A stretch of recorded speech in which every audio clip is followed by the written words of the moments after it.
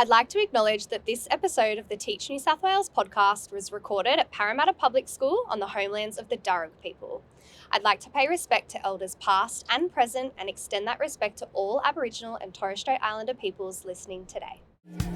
Welcome to the Teach New South Wales podcast, a podcast by teachers for teachers.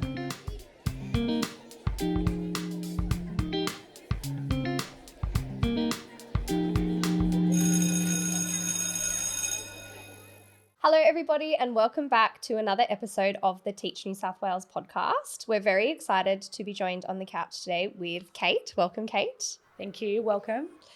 I'm going to give you a little bit of an overview of our guest, Kate.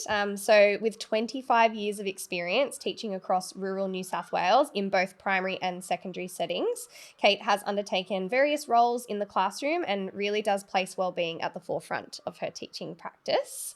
In her current role, Kate supports students through a transition model, which we'll be really excited to hear a little bit more about today, to set these students up for success as they move from that primary setting into a high school setting.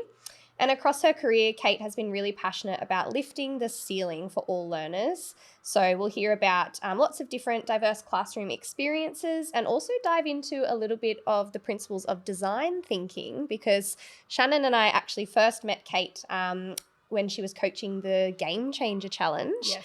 And you've been very successul with coaching two teams to the finals 2 years in a row. No pressure for another year. Lots of pressure. But yeah, we call you informally as the super coach. So we stay behind closed doors. Kate the super coach. So welcome again, Kate, to the Thank Teach New you South so Wales much. podcast. I am so happy to be here, and it's lovely to touch base with you girls and share my experience of teaching over so many years. Absolutely. Now, I feel like we know each other quite well already. We seem to bump into you each year. However, we do have a little bit of an icebreaker for you, Sure. just to settle you into the couch, Sure. make sure you're feeling comfortable Sure. and ready. We know teachers love icebreakers, so please. You know, yeah, it's one of our tried and tested techniques. Go-to karaoke song. Ooh, what are we hearing you singing it? What did you sing on the way here?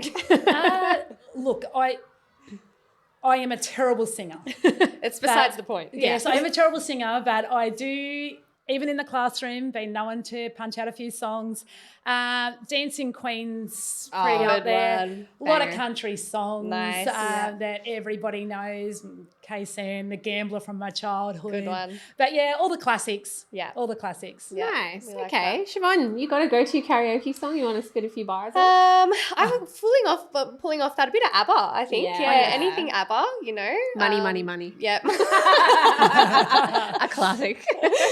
There's something about it. It just gets me up Absolutely. and going. People talk about those high frequency songs, and for me, anything ABBA would be high frequency. Absolutely. And Our a school little bell bit joyous. is music. Yeah. Love So that. I'm often seen as the students are lining up, just doing a little bit of a boogie or Yeah. having a bit of a sing-along, and much to their shame. But I think it's a really good reset and gets the Yeah. kids up and going. Bit of character building absolutely. as well. Absolutely. Well, can we dive into your teaching career first Absolutely. and foremost and get to know a Absolutely. little bit about you?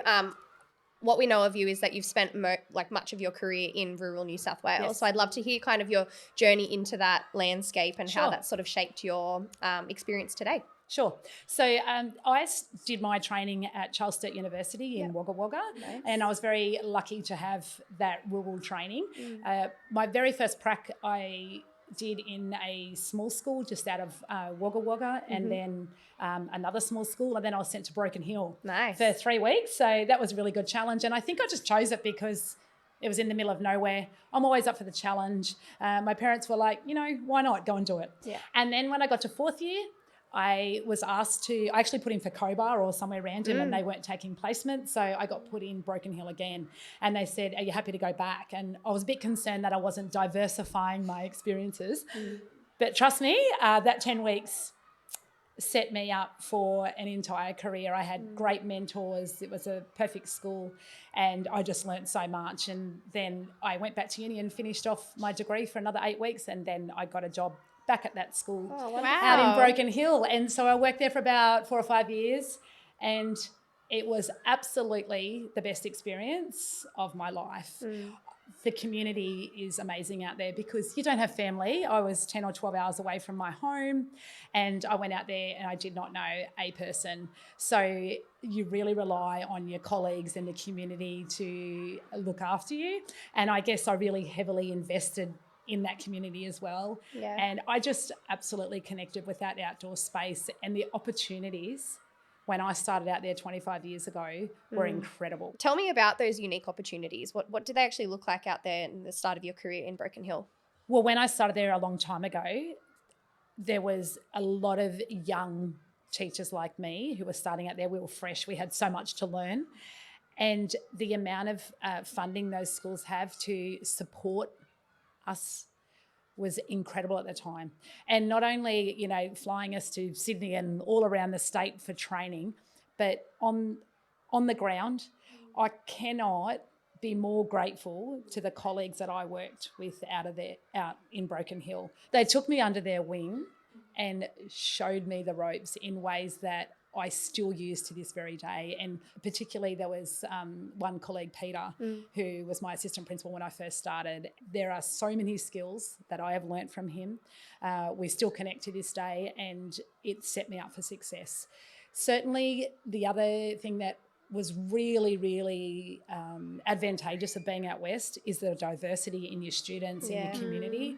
So I feel like the skills that I learn out there have kept me in good stead for the rest of my career. Yeah. And so even though I've worked in rural settings, Broken Hill is really a rural setting. Absolutely. Yeah. And after Broken Hill, I actually moved to this really small school on the Murray River. Beautiful. So that was great because I was an assistant principal in a really small school. It was one of those schools where every parent dropped off, every parent picked their students up from school, and I got to chat and really get involved in the community. I played sport within the community. I got to know everybody. And I just think all of those experiences sort of culminate into years of different little pockets of things that I've learnt from families. And you can't learn any better than from students themselves. Yeah. So I've just been so blessed with the opportunities, and I highly recommend anybody that is looking for a job or you're starting out your career and you're like, what could I do? Get out there and take it on, because it really isn't. It is definitely challenging, but it's very, very achievable. And I think some of us, you know, put that blockade up and think, I can't do that, where actually you can. Something like 175 New South Wales public schools which are incentivised, which allow people who are interested in exploring these rural areas, rural or remote areas, to gain additional financial incentives to, you know, make the move, explore a career in these regions where people are really, you know, schools are wanting these skilled professionals to come in, whether you're, you know, a first year out teacher who's selected, you know, Moree, Broken Hill, the rest, on your anywhere in the state, on your approval to teach application, or perhaps an already experienced teacher who's just looking to make the move and be welcomed with open arms into these communities. Shannon and I have been exceptionally fortunate to visit a lot of rural communities on the Beyond the Line study tour, taking pre-service teachers when I went out there, I lived in teacher housing. And there that was you go. fab. I didn't have to organise it. They organise like all the transferring of furniture when you leave and all those sort of things. Plus, you're in a community with other teachers. So where I live, there was 10 houses all going down, and there was always someone to be with for exercise, going out at night, whatever you wanted to do. They always had somebody around you. So it wasn't a lonely experience. I think we think of going out west and, you know, being by ourselves. Riding solo, there's no way. Certainly not the way. And in fact, I found the opposite. People really put their arms around you and look that after value of community. Yeah, absolutely. And I really have enjoyed hearing about how you've talked about the different types of experiences and, you know, how they've kind of compounded together and you've brought them forward in your career. And you always bring your lessons to your next classroom, your next set of students, right? I'd be interested to hear about how living and working in those communities in particular, how have they shaped your approach to not only teaching, but, you know, you've extensive leadership experience, and I know that you're quite passionate about well-being as well of our students. So I'd love to hear about how you've taken that and how it's shaped the teacher you are today. Yeah, sure. I've been very blessed to work with the most wonderful students. I see the best in every child, despite their challenges or things that are making their day not work so well for them. I think as a teacher, as a mum, as a community member, I take every child on face value and every parent. And I think one of the biggest things in my role in what I'm doing at the moment is having that skill to bounce back. And I think that is a resilience thing that I probably learnt out west in those younger years, where I'm navigating the best way to do things. And I don't always get it right. It's We're still only trial human. and error. Every student is different. Yeah. So I think we need to adjust our learning style to suit the student, because a lot of students don't have the capacity to adjust their learning style for us. Yeah. So we are the key holders here. Relationships. Know your students. Make them feel valued. Yeah. Give them choices. Yeah. Let them feel like they are controlling their learning, and you will get the best out of them.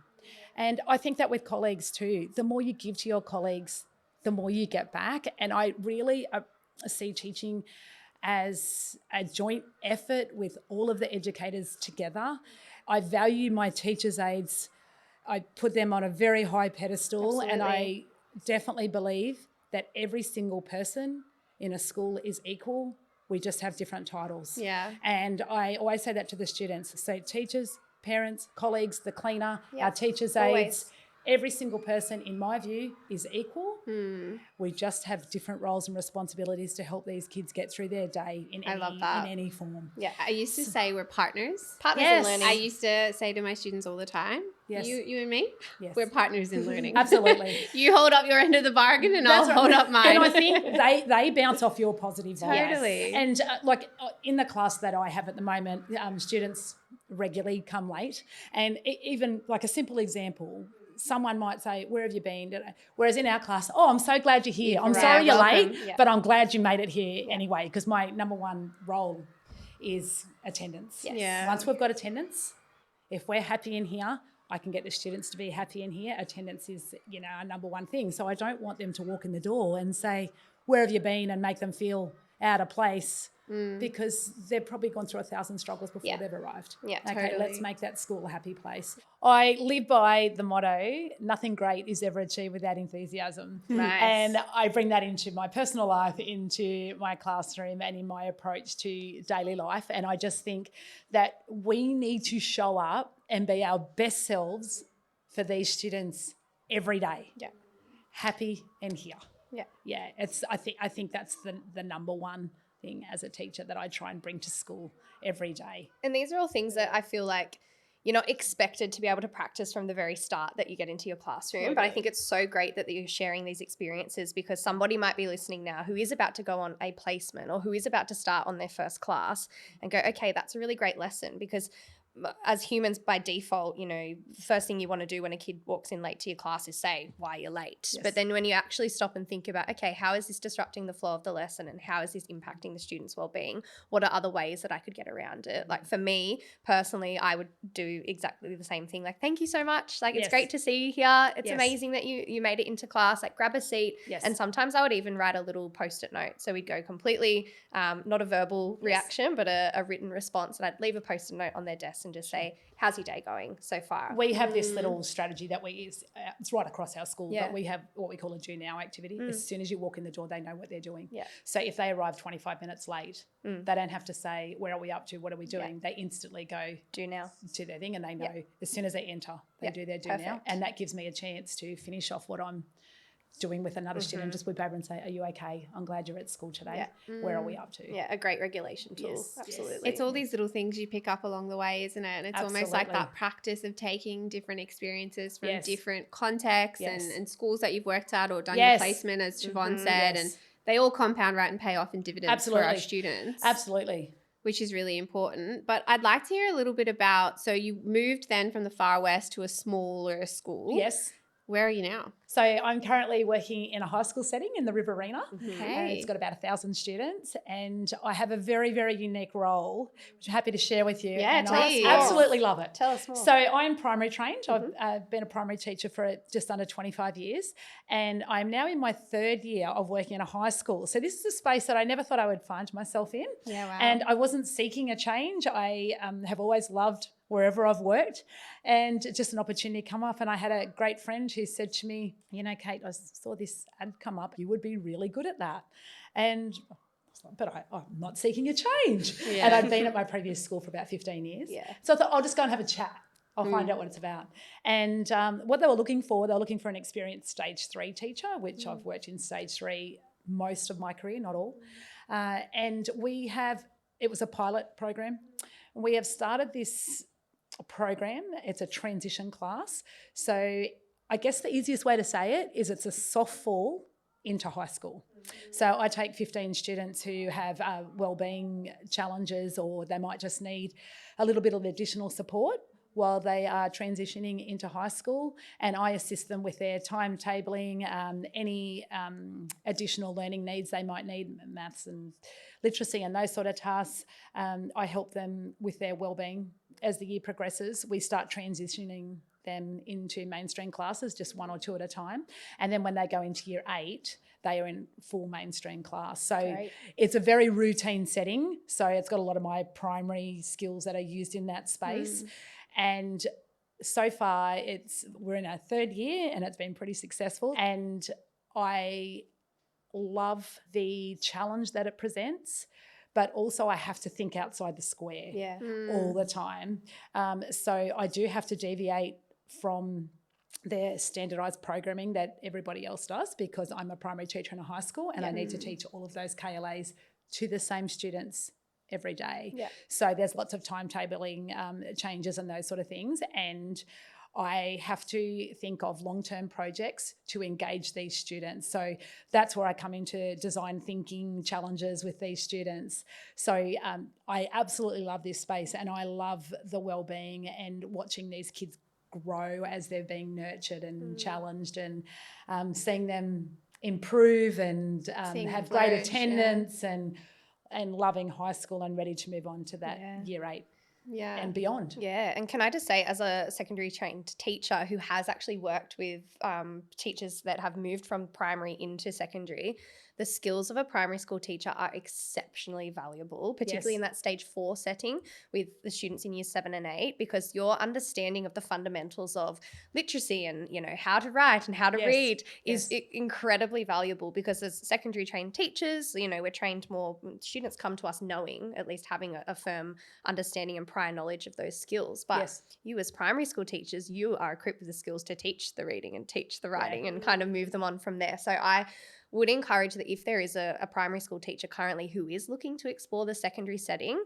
they should know that it absolutely is possible. Absolutely. Roles like yours are incredibly unique, but many schools are open and receptive to having primary trained teachers come into a secondary space and taking on, you know, temporary engagements. We even have opportunities in the department where you can retrain in specialist areas. So whether that be careers advising, EALD, or even in your sciences, your TAS, your mathematics, like I would really encourage a primary trained teacher to jump into secondary to see what it's all about, because I'm sure it was scary for you, but I'm sure that what skills did you tap into to Well, change? I was actually about to say probably the best thing for me is professionally, because yes, I feel like I am pretty confident in the primary space, but going into that high school space is a whole new kettle of fish. Now, I was very lucky because I went from the partner primary school, so I knew a lot of the students that had flowed into that high school, but I've been able to learn so much from high school teachers and vice versa, that I didn't even realise that I didn't know, because you don't know what you don't know. Totally. So I was so blessed to work in this space, and every day is a challenge. Every day is different. There's a lot of difference between primary and high school settings, and that's a whole nother conversation where I'd love to. We need a whole other hour for that. We do. But I do love where I work, and I love the challenge, and the skills that I have already learnt have been invaluable to me. And I look forward to working in this space for a lot longer. I was going to say as well, you sort of sparked a memory for me, because when I was teaching on opportunity class, as part of that network, we used to meet with other opportunity class teachers who were within our same principal network, but we would also then connect with our high school colleagues of our partnered schools. And I think having that shared each way knowledge was really, really helpful and beneficial for the students, because I was able to sort of tap into what they were seeing when our students would come across to stage 4, and they were able to hear from us to see what we were doing sort of at a stage 3 level. And I think that shared knowledge is something that is so valuable and does happen across our networks as well. Yes, well, I could not agree more. We actually have an opportunity class in our partner primary school that I used to work at, and we work very closely. They come over to us weekly and are exposed to that high school content to extend our opportunity class. We also get to engage with the opportunity class teachers because these students are mostly coming over to us in the future. Yep. We learn skills from them, and then they get access to our classrooms and our resources. So that's something that we've had in place for a very, very long time. But just recently, and we literally just launched this at the end of last term, we have just developed a massive program with our primary partner schools that are in stage 2. And we are tapping into that group of people with design thinking skills in our school. Great. So we are providing a foundation for these stage 2 kids to work with. We have over 100 mentor students in year 9 and 10 and 11 helping our stage 2 students. So What across an the opportunity schools. for them. And it's basically set up on the Game Changer principles where we've done a little bit of demonstration. We've had a meet and greet and had all our industry experts in, and then we've modelled, what that kind of looks like. The kids have gone away. In fact, today they're going to be very excited because all of the stage 2 students, which there's over 300, are getting a show bag today, and inside that show bag is everything they need for design thinking, like measuring tapes, highlighters, anything to do with group work. So that program basically has 3 goals. One is to improve their group work and collaborative skills. The second one is to increase their design thinking skills and really get them to think about the design process. And the third thing is to establish a really strong relationship between the high school and our primary partner schools so that education flows through. And so far it's looking fabulous. And at the end of this term we have a massive community showcase at the high school where all the kids come over and have a market stall and pitch their Love that. Their little design thinking, in like a market project style setup. To all of their parents. And we've got all these industry experts from all around Wagga to come in. So it's it's a very big collaborative effort. And I think that relationship between our high school and primary partner schools is not only beneficial but essential. And it'll pay off in dividends across that continuum of learning for the students as well. Absolutely. Because they're also networking across familiar faces. Yes. So even coming from your partner primary schools into your high school, it's going to be, like a more familiar experience for them because you're no longer, they're going to have had that exposure to you as well. That's right. Yeah. And now design thinking keeps coming up. Yes. And I think that, design, it's so embedded in your everyday practice. Yes. It's so clear. And we have touched on the Game Changer a bit and we, of course, will get to it later. But I would love for you to unpack what is design thinking and how have you actually used it in your current class, these students who are transitioning, who have complex backgrounds and come from a range of different educational or personal circumstances. Please do tell us what is design thinking and how are you using it? Okay, so design thinking is getting students to thoroughly investigate and research a topic in depth and get them to come up with solutions. That's probably the easiest way to describe it to other people. Now, the most important thing, if you are doing design thinking with any class in the state of any age, it needs to be authentic. So real world. So we're sitting in Sydney here. There is no point the kids planning a solution to a problem that they cannot relate to. Right? And vice versa.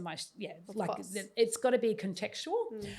So I actually seek out challenges in my area and I like to get the kids to come on board. They need to be invested in whatever they are going to be problem solving. So I have been doing this for a very long time and the reason why I do it is because number one, in student engagement. I need these kids on board. I want them to come to school. So of course I have to balance this out with curriculum along with a bit of creativity and point of need teaching. So there's a lot going on there. And I've done this in mainstream classes. I've done this with students in opportunity classes. I've done this in rural settings. I've done them in regional areas. Right across my career, I've always operated similarly in this space or similar in this space. So an example of what I did last year, so with my transition class of 15 students, and some of those are a couple of stages below where they could be academically. So I need to find a project where everyone's engaged and where they all want to work together. Now, teamwork's always a challenge for anyone. But last year we had a little bit of a problem in our community, and lizards were... lizards? Yes, lizards in Wagga. Yeah. Declining. Right. So Declining lizards. Yes, declining lizard numbers. Oh my goodness. So I'm not an expert on lizards. And one thing as teachers, we need to understand teachers don't have to be experts. We just need to lead kids to want to investigate. So we don't need to be... I like to learn with them. Of course. Up until now, I didn't know a lot about lizards. But anyway, our population was... You don't say. Our lizard population was declining. And a local community garden got in contact with me, and they said, Kate, we've got this problem and we need you and your students to work with this. Now, I have worked with this place for years on other projects, but just for an example, last year they said they wanted to educate little kids. So we're talking maybe 3 to 7 year olds. But of course, I didn't define that. I said to my students, what are younger kids? And we unpack that.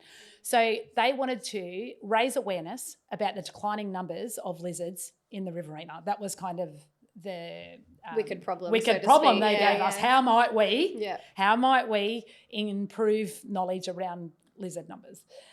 So I took this question to my class. I said, what are we going to do? And they said, if we're going to look after little kids, we need a song. We need a poem. And of course, I don't say no to anything. Anything's on the table. Yeah. So we came up with lots of ideas, and we had to pitch them to a board because these kids need to feel important. So we get them up at a bench and they put on a school blazer and all the works, and they have to pitch their idea back to these people that asked them the original question. Yeah. Okay. So we came up with lots of ideas, but to cut a year-long journey short, the students decided that their targeted audience were going to be preschoolers and kindergarten students. And they wanted to, of course, they're kids, so they wanted to give them rulers and all those sort of things. But we decided that giving a ruler is great, but there's not a lot of education behind it. So they ended up creating a book, a picture book. But to write a children's book is very, very intense. So the first thing they had to do was get kindergartens in, get preschoolers in. What colours appeal to you? What do characters look like? How do you make a character? Who are the characters? Yeah, what's like the a focus setting? group. What's this going to look like? What are we trying to solve? So a lot of investigation. So the kids had to research, why are lizard numbers declining? Yeah. We actually don't know. So they came up with all of the answers to that. Things like urbanisation, burning off, predators, there's too much noise in the area, all these sort of things. So lots of investigation. And then through the book, they tell a fictional story, but it's also informative as well. So they had to get illustrators in and negotiate with illustrators. The kids send every email. Not me. Wow. They make the phone calls. They end up making little bookmarks, stickers, so that when they went to the preschools to read the book, all the kids got a sticker. And then they'd go home and their parents say, why have you got a sticker? Mum or dad or because the lizard my numbers are aunt, declining. the lizard numbers, And then they made a colouring in book, and then we needed a teacher's kit to go with it. Wow. And then they decided, well, you know what? If we put together a kit, preschools could make little kits and have them on display and get people to talk about it. And I just went on and on and on. And so for a whole year, that was their design thinking. That was a lot of English in there. Yeah. A lot of English. Absolutely. They had it's cross-curricular. Alliteration. Right across. Yeah. And so that's a little bit of a challenge for me to put that into a program that meets all of our key learning areas and all that sort of stuff. But number one is student engagement. So we have students attending, students feeling a sense of pride. And like these little kids are speaking on the news. Their book went to Parliament House. We had Australia Zoo write Bring to them the in. kids. I want to meet them. So all of these kids are feeling valued, right? So that's my job. Yeah. And then they're engaged in school, and their parents are so proud, and all these kids have gone home with copies for Christmas. And so that's a big design thinking process. Yeah. But you can do this on a much, much smaller scale where you put 3 objects on the floor and say, how are these linked? Come up with a creative reason why. Sparking that curiosity. Yes. I'm not encouraging every teacher in New South Wales to take on a picture book in their spare time because it's not that easy. But what I'm saying is it's not about the actual product. This is about process. Yeah. And during these processes, we find skills that we don't realise that students have. And we've been talking about high potential gifted education in the department very much of recent. But through this process, the year before we did a similar project, and I had a student that was dyslexic, had lots of learning challenges, but he was actually highly gifted in the social emotional domain. Yeah. And his public speaking was extraordinary. And he's gone on to meet politicians. He's now in year 9. He's gone on to meet politicians. Nice. When we're at school and we need a rep, off he goes. And, this was a student that potentially was vulnerable coming into high school. And we have managed to untap skills that we didn't realise that he had through these sort of design thinking investigations. So they're a really good tool. Design thinking is not just for HPGE students.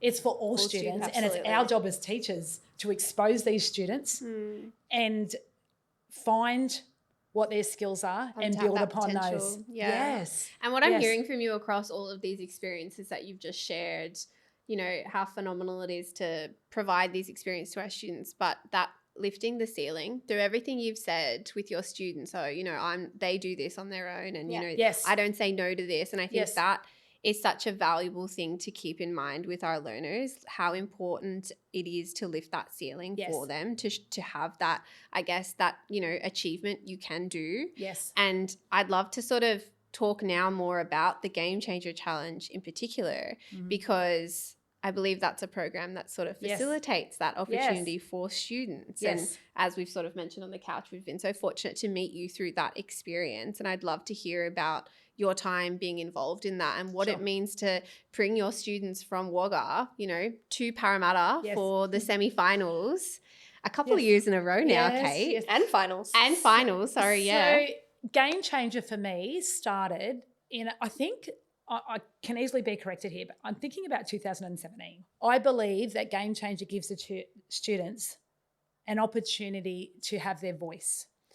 Game Changer needs to be driven by students. We facilitate, we might have a bit of guidance, but these kids have got to love what they're talking about. So if they're investigating something that you've told them to investigate, it's not going to work. No, they need to have that passion. Yeah. So I got into it in that stage 2 era about 2017-18, and I've dabbled with it in and out. And then when I went over to the high school, Game Changers come up, and being a primary teacher, you have to have a lot of different skills. We do Game Changer, Tournament of Minds, sporting things, assemblies, everything. Whereas when you go to high school, you tend to stay in your faculty. So when I came into the high school, there was another teacher just started with Game Changer. I said, do you want some help? And she's like, help? Yeah, well, I would love your help. Do you know how to do this? And I said, well, I'm not an expert, but I've worked with Game Changer before. And then I met these incredible students that I've worked with for the last couple of years who are extremely self-driven. Wow. So I feel like I'm a little bit of a fraud saying that, I have brought them to state 2 years in a row. Yes, I have, but these students have brought themselves. Yeah. Okay, they are invested in it. We go on field trips. They interview experts. They really delve into it. And a lot of people say, how do you get a successful Game Changer team?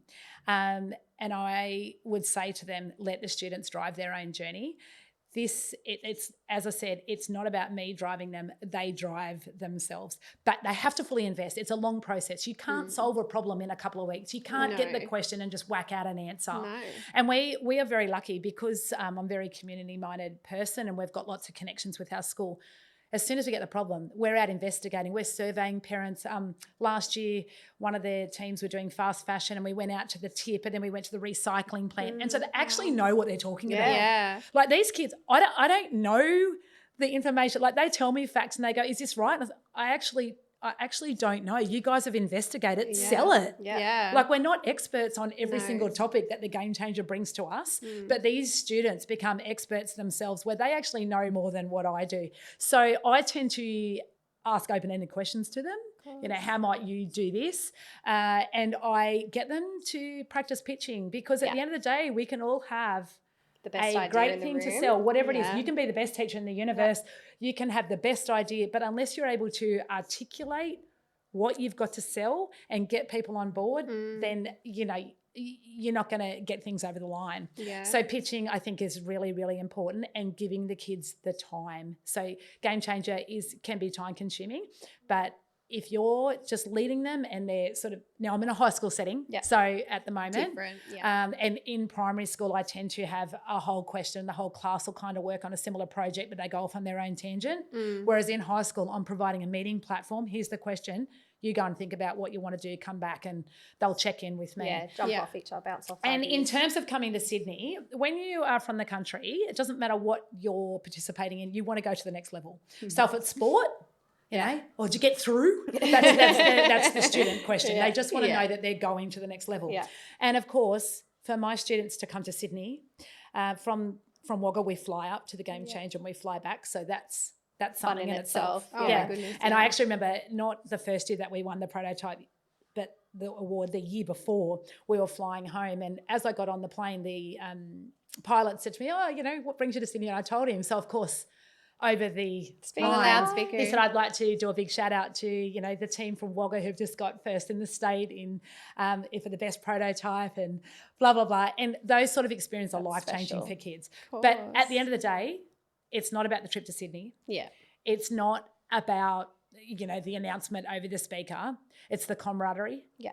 It's the team building. It's the life skills. And ultimately, game changing is about problem solving. Every job in every career requires us to problem solve and work as a team. So I believe that Game Changer is the perfect platform to raise open-minded, resilient, and thinking out of the box students, which we need to do that every single day. When something doesn't work, we need to pivot. We need to change. Next wicked problem. Find a profession that you do not have to solve problems. Absolutely. I'm we're all looking for one. Perfect platform. And I think it's a great space for people to put themselves out there and, you know, have a go at it. Yeah. But also we modify that in this program that we're running. We're running a school one as well because obviously not every team gets to go to Sydney and we're but you're still providing those opportunities. Yes. I just want to make it clear there as well that Game Changer or design thinking is not just for our HPGE students or our opportunity class students. It is for all. Everyone. Every single kid is capable of achieving in some aspect of the design process, the design thinking process. So it's just a good platform to bring your class together and get them to work on a unified goal. Yeah, absolutely. And all the skills that you're talking and tapping into today are so valuable in today's, you know, modern world. Yes. You know, writing an email. I used to have students who at a selective high school context weren't putting salutations at the start of the email. And so they would know that Miss doesn't reply to the email unless it's properly formatted the way that you would send it to an employer, right? So all these skills, they're teachable moments. Yes. So many teachable moments. And even just listening to you, Kate, like you are so energized and I know that you are so passionate about your work. And I think that really is because at its core, you know that what you're teaching is making a difference. Yes. And as you were saying, you know, it can be challenging for you to actually put it into a program and map that out. But because your students are so thoroughly engaged and because you're seeing the wicked problem or real world problem coming into fruition and make these students making this beautiful product, but seeing the process itself, to me, I think that's one of the best parts of teaching because you get to, without a doubt, share that experience. And I use it as a wellbeing tool. Absolutely. Yeah. Like it really gets kids proud of what they're doing. It makes them feel valued. Successful, And I'm extremely grateful of that opportunity and the setting that I am working in. So valuable. I think we might finish on a high. A warm and fuzzy. A warm and fuzzy. It's been a phenomenal episode. I know. I wish we could keep you for hours. Honestly, anyway. You've got so much to share and thank you so much for doing so. But I would love to hear one moment that springs to mind. Could be more than one, actually. It's hard for you to pin it down. But something across your teaching career that's reminded you why you do what you do. There are so many moments. I'm so grateful and I don't ever forget how lucky I am to have the job that I have, and that's been in every setting for the last 25 years. Yeah. I think of moments where I've taken off my joggers to give to a student to run a lap around, you know, at the carnival and they've won. And you think, well, that was worth sharing the joggers. Like it's the little moments. Going back to that student that I had the year before last and, you know, he's off communicating with all of these amazing people because of a simple moment. But my favourite part of the day, and the kids always say to me, what's your favourite thing to do? You don't have to ask me that question because it's Teach. Yeah. And I genuinely love what I do, and students bring me so much joy and make me feel grateful for the opportunity of coming to school. So I can't say there's like this one moment because funny enough, like over 25 years you think, you're publishing a book's pretty cool, doing that.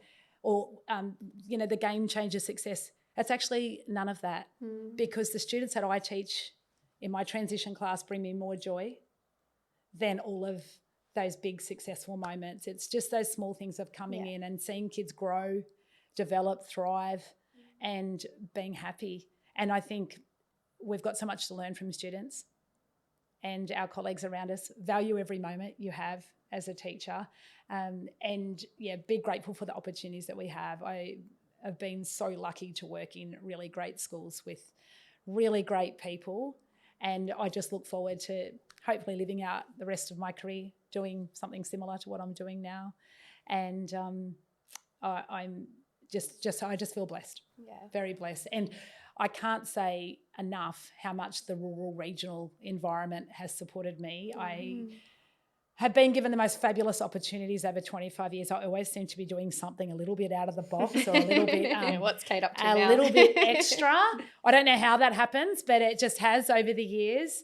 And that transition space that I'm working in at the moment is just marrying up my primary school skills with my high school set at the moment. And I'm happy to share the journey with everybody around me, and for all of those teachers out there that are thinking, should I go that way? Should I work in a space where it's high school when I'm primary trained?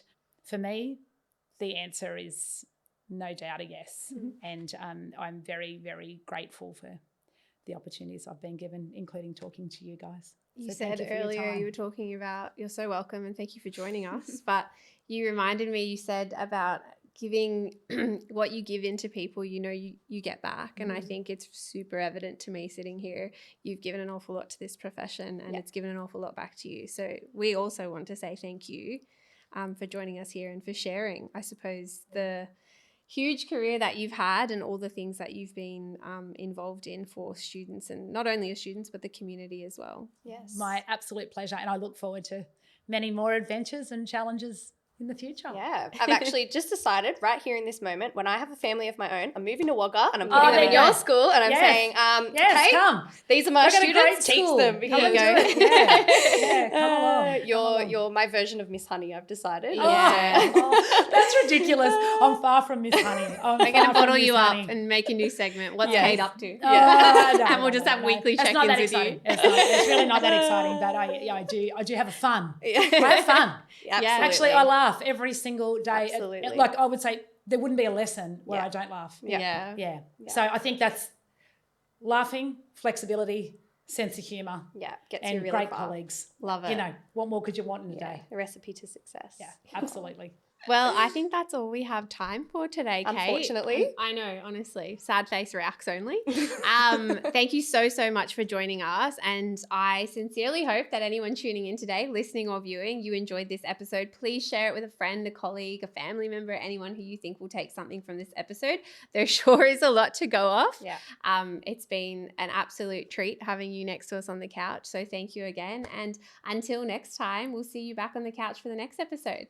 Bye for now. Bye-bye. Thank you for tuning in to the Teach New South Wales podcast, where we explore the dynamic world of education. Don't forget to follow, like, and subscribe to be notified when new episodes become available. You can find us on social media via our handle @Teach New South Wales. Until next time, keep learning, keep teaching, and keep making a difference. This podcast is produced by the Teach New South Wales team from the New South Wales Department of Education.